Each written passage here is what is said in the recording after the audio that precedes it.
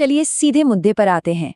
अंतरिक्ष में जाने का और ब्रह्मांड को करीब से देखने का सपना इंसान हमेशा से देखता आया है ना? लेकिन उस सपने को सच करने के लिए हमें भौतिकी के कुछ बेहद कड़े नियमों को समझना और उन्हें मात देना होता है। आज के इस विश्लेषण में हम ठीक उसी विज्ञान को डिकोड करने वाले हैं जो हमें अपनी पृथ्वी को छोड़कर ब्रह्मांड की गहराई में जाने की ताकत देता है। तो सबसे बड़ा सवाल ये है कि किसी ग्रह की गुरुत्वाकर्षण वाली मजबूत पकड़ से हमेशा के लिए आजाद होने के लिए असल में क्या चाहिए? देखिए, ये सिर्फ एक बहुत बड़ा और शक्तिशाली रॉकेट बनाने भर की बात नहीं है। ये उस सटीक बिंदु, उस स्वीट स्पॉट को खोजने के बारे में है जहां ग्रह का लगातार अपनी ओर खींचने वाला बल आखिरकार हार मान लेता है और कोई भी वस्तु पूरी तरह से स्वतंत्र हो जाती है। हमारी आज की इस वैचारिक यात्रा में हम कुछ अहम पड़ावों से गुजरेंगे। सबसे पहले अदृश्य गुरुत्वाकर्षण बंधन, फिर एस्केप वेलोसिटी या पलायन वेग की परिभाषा, उसके बाद स्वतंत्रता का गणित, ब्रह्मांडीय एस्केप गति की दिलचस्प तुलना और अंत में हम पहुंचेंगे अंतिम ब्रह्मांडीय सीमाओं तक। ये जमीन से शुरू होकर तारों के पार तक जाने वाला एक शानदार सफर है। भाग 1, अदृश्य गुरुत्वाकर्षण बंधन। अब किसी ग्रह को छोड़ने के विज्ञान पर बात करने से पहले उस अदृश्य रस्सी को समझना बहुत जरूरी है जिसने हम सबको नीचे बांध कर रखा है। ये वो शक्ति है जिसे हम हर दिन हर पल महसूस करते हैं, जो हमारे पैरों को मजबूती से जमीन पर टिकाए रखती है। सर आइजैक न्यूटन का सार्वत्रिक गुरुत्वाकर्षण का नियम हमें बताता है कि ब्रह्मांड में द्रव्यमान वाली हर एक चीज दूसरी हर चीज को लगातार अपनी तरफ खींच रही है। एक तरह से ये एक बहुत बड़ा ब्रह्मांडीय जाल है।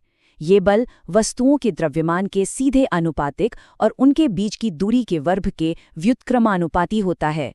आसान शब्दों में कहें तो वस्तुएं जितनी भारी होंगी और एक दूसरे के जितने करीब होंगी, उनका आपस में खिंचाव उतना ही ज्यादा शक्तिशाली होगा। अब यहाँ एक बहुत ही दिलचस्प विडंबना है। क्या आपको पता है कि प्रकृति के 4 मूलभूत बलों में गुरुत्वाकर्षण सबसे कमजोर है?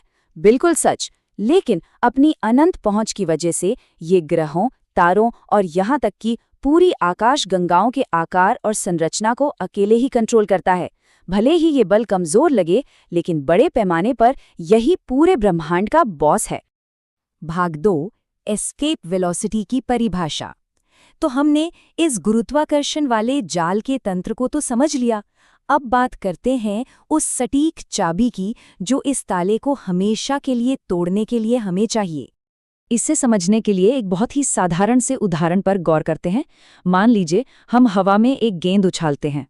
अगर हम उसे धीरे से ऊपर फेंकेंगे तो गुरुत्वाकर्षण उसे वापस नीचे खींच लेगा। लेकिन जरा सोचिए, अगर उसे इतनी भयानक गति से फेंका जाए कि वो उस नीचे वाले खिंचाव को पार कर जाए, तब वो कभी वापस नहीं आएगी और हमेशा के लिए अंतरिक्ष के खालीपन में खो जाएगी। ये सुनने में एक साधारण सी बात लगती है, लेकिन यह एक बहुत बड़ी वैज्ञानिक अवधारणा की मजबूत नींव है। वह सटीक गति सीमा जहां कोई वस्तु किसी ग्रह की गुरुत्वाकर्षण वाली पकड़ को हमेशा के लिए तोड़ देती है, उसी को विज्ञान की भाषा में एस्केप वेलोसिटी या पलायन वेग कहते हैं। इसकी स्पष्ट परिभाषा यही है कि ये वो न्यूनतम गति है जो किसी वस्तु को बिना किसी और इंजन या थ्रस्ट की मदद से किसी ग्रह के गुरुत्वाकर्षण से पूरी तरह मुक्त होने के लिए चाहिए। मतलब एक बार आपने ये खास गति पकड़ ली तो आप आराम से अपना इंजन बंद कर सकते हैं और अंतरिक्ष में तैरते रह सकते हैं। भाग 3, स्वतंत्रता का गणित। चलिए अब थोड़ा और गहराई में चलते हैं और देखते हैं कि इस ब्रह्मांडीय चाबी को बनाने के पीछे कौन से दिलचस्प गणितीय सिद्धांत काम करते हैं। इस गुरुत्वाकर्षण से मुक्त होना ना किसी अकाउंटिंग लेजर यानी बही खाते को संतुलित करने जैसा है। गतिज ऊर्जा, जो कि किसी भी वस्तु की गति की सकारात्मक ऊर्जा है, उसे गुरुत्वाकर्षण स्थितिज ऊर्जा यानी उस नकारात्मक ऊर्जा को जो वस्तु को नीचे बांधे रखती है, उसे पूरी तरह से खत्म करना होता है। जब इन दोनों ऊर्जाओं का जोड़ एकदम शून्य के बराबर आ जाता है, बस वही पलायन का एकदम सटीक बिंदु होता है। तो इस पूरी कहानी का सबसे बड़ा और चौंकाने वाला रहस्य इस समीकरण में छिपा है। V = √2gm/r। यहाँ ध्यान देने वाली सबसे अहम बात क्या है? वो ये कि भागने के लिए जो गति चाहिए वो पूरी तरह से ग्रह के द्रव्यमान यानी m और उसकी त्रिज्या r पर निर्भर करती है। भागने वाली वस्तु का द्रव्यमान यानी छोटा m इस फॉर्मूले में है ही नहीं। इसका सीधा सा मतलब है कि चाहे आपको एक छोटा सा कम्युनिकेशन सैटेलाइट अंतरिक्ष में भेजना हो या कोई विशालकाय रॉकेट, किसी एक विशिष्ट ग्रह से बाहर निकलने के लिए दोनों को बिल्कुल समान एस्केप वेलोसिटी की जरूरत होगी। भाग 4 ब्रह्मांडीय एस्केप गति की तुलना। अब अगर हम इस गणितीय फॉर्मूले को हमारे सौर मंडल की अलग अलग जगहों पर लागू करके देखें तो हमें पता चलेगा कि ये गुरुत्वाकर्षण का बंधन कितनी नाटकीय रूप से बदलता है। हर खगोलीय पिंड का अपना एक अलग और अनोखा गुरुत्वाकर्षण ताला होता है। ये तुलना वाकई सब कुछ साफ कर देती है। आप देख सकते हैं कि चंद्रमा से लॉन्च करना पृथ्वी के मुकाबले कितना ज्यादा आसान है। चंद्रमा का पलायन वेग सिर्फ 2.4 किलोमीटर प्रति सेकंड है। वहीं दूसरी तरफ बृहस्पति के भारी भरकम गुरुत्वाकर्षण जाल से बचने के लिए एक चौंका देने वाली गति चाहिए, पूरे 60.2 किलोमीटर प्रति सेकंड। बृहस्पति का वो विशाल द्रव्यमान उसे एक बहुत ही खतरनाक गुरुत्वाकर्षण कुआं बना देता है। और अगर हम खास तौर पर अपनी पृथ्वी की बात करें तो वो जादुई सीमा लगभग 11.2 किलोमीटर प्रति सेकंड है। जरा सोचकर देखिए, ये एक हाइपरसोनिक गति है और यही एक अकेला नंबर हमारे सभी आधुनिक अंतरिक्ष मिशनों की इंजीनियरिंग और उनमें भरे जाने वाले ईंधन के पेलोड को तय करता है। अब इतनी तेज गति पर अगर हम वायुमंडल में उड़ें तो हवा के घर्षण से कोई भी चीज पल भर में जलकर राख हो जाएगी।